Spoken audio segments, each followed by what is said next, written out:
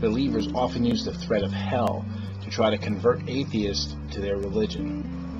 Many of the same believers tell us that their God is all good, all loving, and all just. They tell us belief, and only belief, is the key to avoiding a very, very unpleasant afterlife.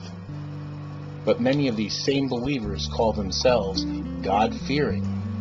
That doesn't make any sense to me. If God is all good, all loving, and all just, and their faith alone is enough to save them, then what are they afraid of?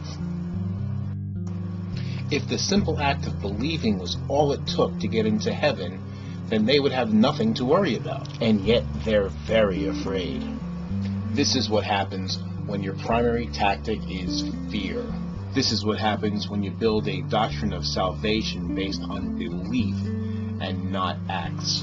The irony here is that many of these same people believe in a doctrine of once saved, always saved. And still, they're afraid. And they want you to be just as afraid.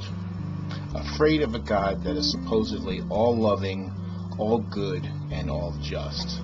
Even when I was a believer, I was never afraid of God, because if God was truly all loving and all just, then any punishment I received would be what I deserved. So do they really believe in a God like they describe, or is the problem really that they don't?